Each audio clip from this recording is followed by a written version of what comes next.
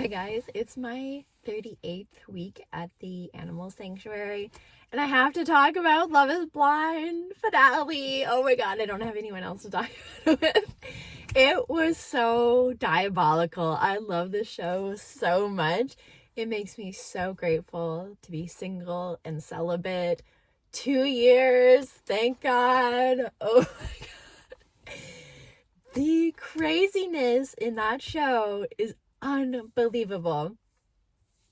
So last week, I thought it was like a little diabolical for the groom. Which couple was it? It was the curvier girl, and he bailed after the wedding dress fitting, which I thought was a little, to let her go through picking a wedding dress with like special people there. I thought that was a little cruel. The other guy, the Nick and the hairdresser, he bailed before the wedding dress, and I thought that was kind of a little bit fair. That wasn't so bad. But this week, oh my god. To get up, so two couples went to the actual wedding ceremony where you get dressed up and in front of all of your friends and family, you say yes or no. And in past seasons, it's mainly been the men who have said no. I can't really remember women saying no. Anyways, I'll find some maybe. But the high maintenance nurse and the truck driver, first of all, the bachelorette party where the women were down talking Anton being a truck driver, I thought that was really tasteless and it really showed what kind of women they were. But he's 28. He's 28 also. And he has a job, and he's a truck driver teacher, which I didn't think was that bad. Anyway, she's very high maintenance. So they got all the way to the I do's, and she said no. I was so surprised because I was like, oh, they're going to get a yes one out of the way really quickly. I was so shocked that she said no. I was so surprised. But she should have said no because they had issues with him drinking and like him being honest about drinking, which I can completely understand is a huge red flag, but I would have addressed that way before the wedding. And then my favorite couple, Calabria and Edmund.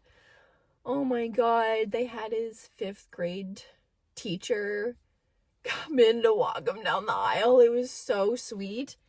And she ripped his heart in half. It was so heartbreaking, and he knew before she even said it. Oh, my heart. It broke for him.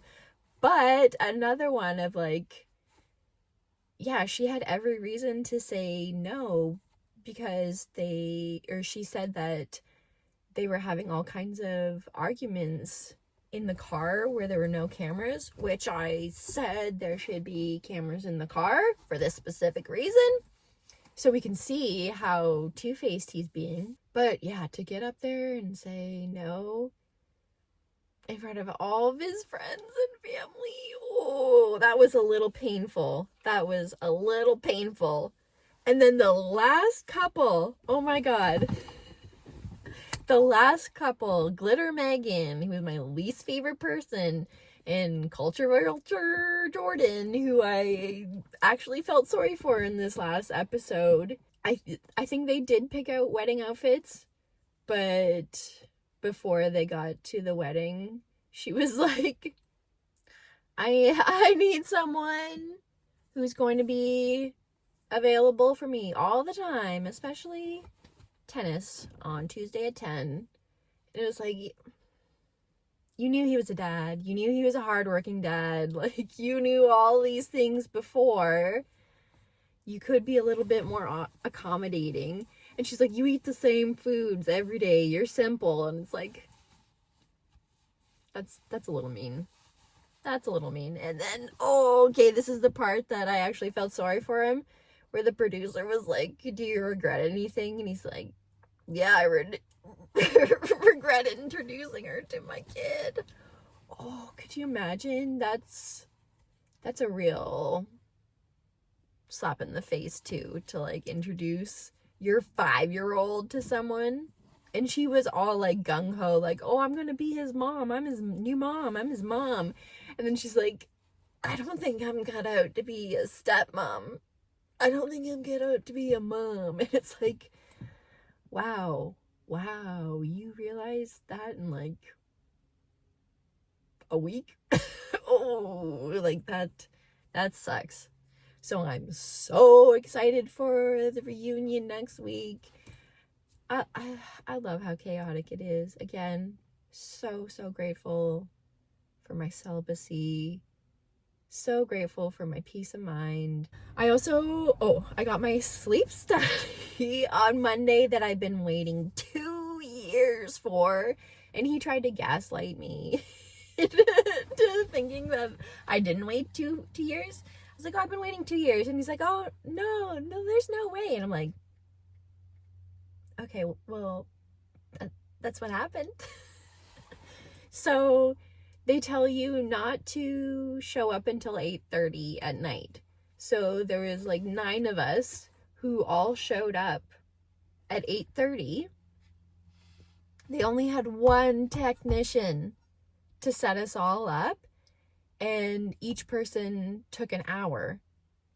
So when you first got in, you had to say your bedtime, and I was like, oh, I usually like 10 o'clock, which is a lot. I usually go to bed at like 9:30. And so they're like, okay, well, we're gonna set another person up and then you'll be second. I was like, oh, perfect. So then it's like 10:30 and he comes in and he's like, okay, we just set the first person up, and there's one person who was not supposed to take his sleeping pill until we talked to him, but he's already taken his sleeping pill, so we have to go do him now, and then we'll come and do you. So they didn't even come in to start setting me up until midnight. I was so tired, and then it took him an hour to fully set up, so I didn't really get to bed until like 1 o'clock. And so I went in for restless leg syndrome, and I know that when I was like trying to stay awake, I was twitching, but I wasn't hooked up. So then when I finally got hooked up at midnight, from 1 o'clock to 6, I don't know if I twitched, because I had already done my twitching, but I know that I had a really restless sleep. And the technician said that too when he came in. He's like, wow, you didn't sleep well. And I was like, nope, not at all. And I didn't realize that people don't have to wake up to roll over. So I wake up every half hour to roll over to like get more comfortable. People don't do that. I didn't know that. He's like, yeah, that most people don't do that. He also said, which I thought was really interesting, so I dream every night and I can recall every detail. It's just like reality. And he said that we should stop dreaming like that after adolescence, and we should have like dreams, but you should only remember like bits and pieces, and have nightmares, but bits and pieces, or night terrors, which is another issue. But then he asked if I had a family history of people dreaming like me, and I don't know, I don't think so. And so he's really interested in figuring out what's causing me to dream so much, which I am as well. So it's 38th day at the pigs. I'm excited to see them. It's raining already. I don't know if I brought my rain gear.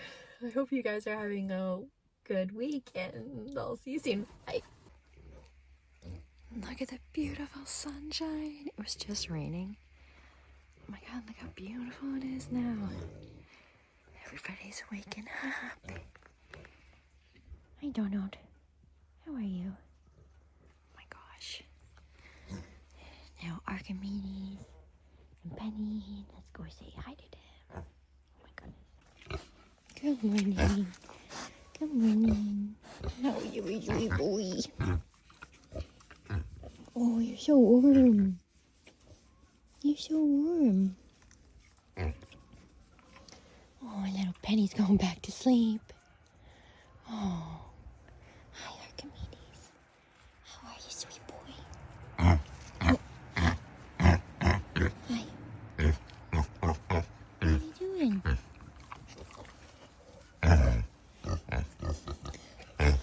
Penny. Okay.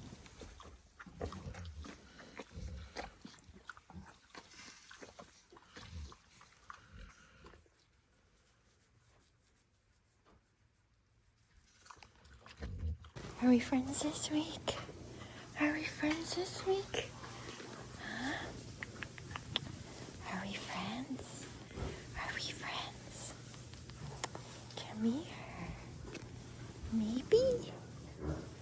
Maybe? Oh, but I have treats for you. I have treats for you. Are we friends if I have treats? Are we friends if I have treats? Uh-oh. We're waking everybody up. We're waking everybody up. Okay, wait with this.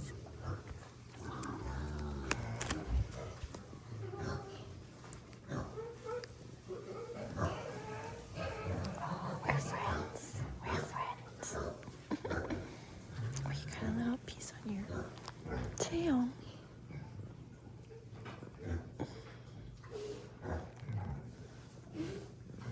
Oh, you have like a burr or something. I gotta get scissors to get that out.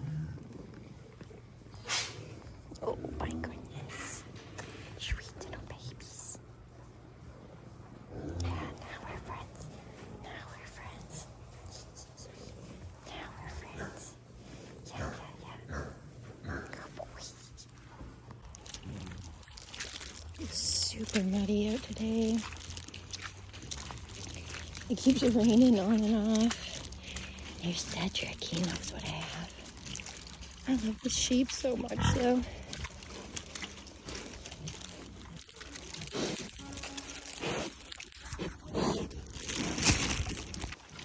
There we go. There we go. Oh, you got my finger a little there.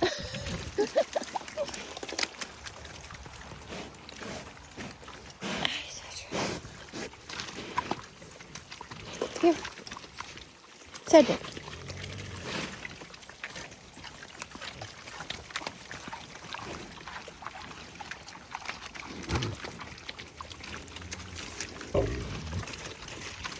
Oh, come on.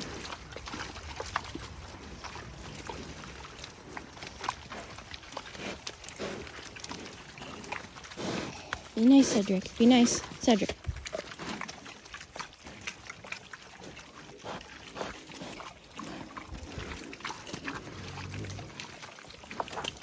Okay.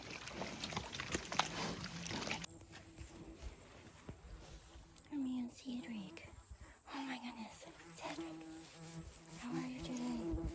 These wasps are driving me crazy. Hey?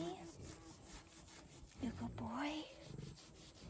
Oh my goodness, you're so big. You don't even fit in that frame.